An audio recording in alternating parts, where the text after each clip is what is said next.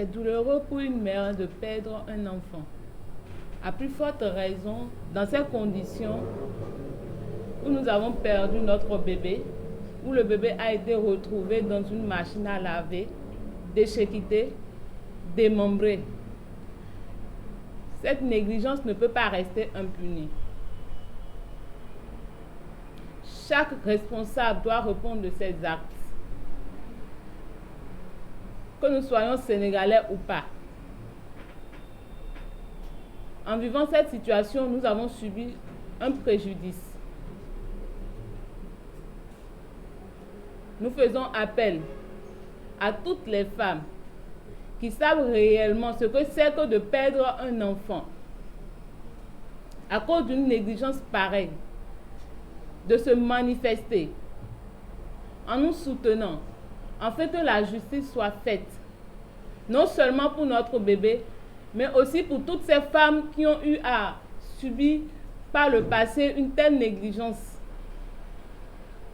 Nous faisons également appel aux autorités actuelles de ne pas faire silence comme les autorités précédentes qui sont restées silencieuses sans aucune réponse, mais que le régime actuel puisse mettre la lumière sur cette affaire afin que la justice soit rendue et que nos droits nous soient rétablis.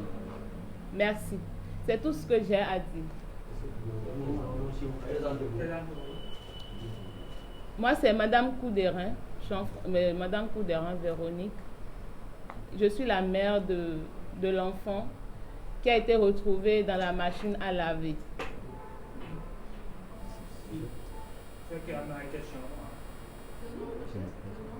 Moi, c'est Jean-François Coudérin. Je suis le père du bébé qui est dans la situation que nous traversons. Alors, monsieur, moi, ma question c'est, où étiez-vous quand on a confondu votre bébé?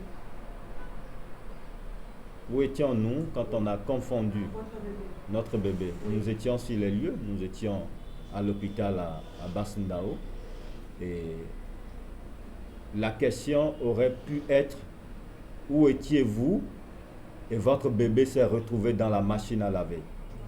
Parce que ce n'est pas une confusion dans ce sens qu'on a confondu le bébé à un autre bébé. Le bébé était sous l'entière responsabilité de l'hôpital à Bassindao. Et nous-mêmes, en tant que parents, nous n'avions même pas accès à la salle où se trouvait le bébé. Parce qu'il y avait des soins à apporter. Est-ce que vous pensez que c'est un crime commis Je ne saurais l'affirmer avec exactitude parce que nous n'avons pas encore toutes les preuves entre nos mains. Mais qu'on arrête de faire croire aux Sénégalais qu'on peut se tromper, qu'on prenne un bébé qui pleure à chaque seconde. Voilà, qu'on s'est trompé, on a mis le bébé dans un linge sale, fragile. Les linges des nourrissons à l'hôpital sont tellement fragiles, ce n'est pas des couvertures sans se rendre compte. Donc il y a une affaire, il y a quelque chose derrière. Et peu importe ceux qui sont à la tête, je pense qu'ils vont répondre de leurs actes. Est-ce que vous avez porté plainte une fois porté plainte sur cette affaire? Est-ce que vous avez une fois porté plainte sur cette affaire auparavant? Quand nous avons appris l'histoire, on a été entendu par la police scientifique, le procureur a été saisi et le juge d'instruction a été saisi sur l'affaire. Nous étions à la DIC, nous nous sommes rendus à la DIC pour déposer une plainte. Notre plainte a été rejetée. Comme quoi, il y a déjà une plainte qui est là. Donc, pas la peine d'en faire une deuxième copie. Voilà. Qui avait porté plainte? Justement, parce que vu que le procureur a été saisi de l'affaire, j'imagine que c'est eux qui ont déclenché la procédure. Et nous avons déposé une plainte également au niveau de la police scientifique. Je ne sais pas si c'est cette plainte qui a été rendue au niveau du parquet. Raison pour laquelle la DIC aurait refusé une deuxième plainte. Mais nous avons déposé une plainte au niveau de la police scientifique. Bien évidemment qu'il n'y a pas une suite suite à cette affaire depuis lors.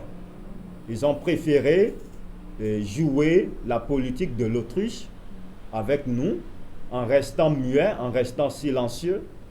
Mais face à ce silence, nous entendons aujourd'hui briser cette barrière, ce mur de silence qui est en train de planer depuis presque 1 an.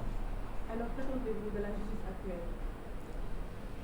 Merci de parler de la justice actuelle, parce que j'imagine que la justice précédente n'a rien fait sur cette affaire. Et tout ce que nous demandons aux autorités, plus précisément au régime du président Diomaye Faye, c'est de faire en sorte que la lumière se fasse sur cette affaire de façon définitive, et cela sans délai. Que la justice fasse son travail, que l'affaire sorte du placard et qu'on cesse de faire semblant de vouloir étouffer l'affaire. Parce que peu importe le temps que cela prendra, s'il faut que nous allions devant la presse internationale, s'il faut que nous fassions des marches, nous le ferons. Notre but, ce n'est pas de troubler l'ordre public. Mais si nos droits sont bafoués, qu'avons-nous d'autre que de nous révolter? Donc nous allons nous révolter et nous demandons à la justice de faire son devoir, d'agir de façon transparente et de façon indépendante, afin que cette affaire soit définitivement résolue et que les responsables répondent fidèlement de leurs actes. Voilà.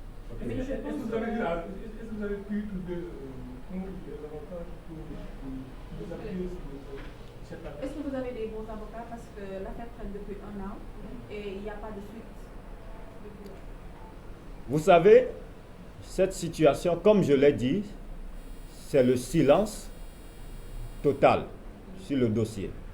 C'est à croire qu'il y a des éléments ou qu'il y a des informations qu'on nous cache ou qu'on ne veut pas qu'on sache. Au début, on avait un avocat. Et ça n'a pas pu aller loin. On a pris encore un autre avocat en qui nous avions confiance. Et nous croyons que cette affaire va sortir du placard. Nous étions silencieux durant tout ce temps, parce que vous n'êtes pas sans savoir que le Sénégal a traversé un moment aussi douloureux. Et ce n'est pas la peine de faire de bruit dans le bruit. Raison pour laquelle nous étions tranquilles. Nous avons attendu le bon moment pour agir, comme aujourd'hui. Ok, dans votre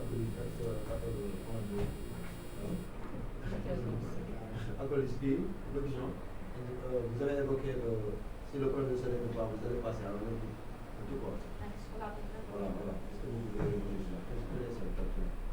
Oui, justement. Parce que je l'ai dit dans mon intervention tout à l'heure, que ceci, mon intervention est un message d'alerte. Juste aux autorités actuelles. Parce qu'il y a un nouveau régime qui est sur place. Et ce régime a porté son serment sur la transparence de la justice. Alors, nous avons jugé bon de revenir, de faire un message, d'envoyer un message d'alerte, afin que ces autorités se lèvent et jouent leur partition. Maintenant, si nous devons encore confronter un autre mur de silence, nous allons déballer d'autres actions que nous ne sommes pas encore prêts à révéler devant les caméras aujourd'hui.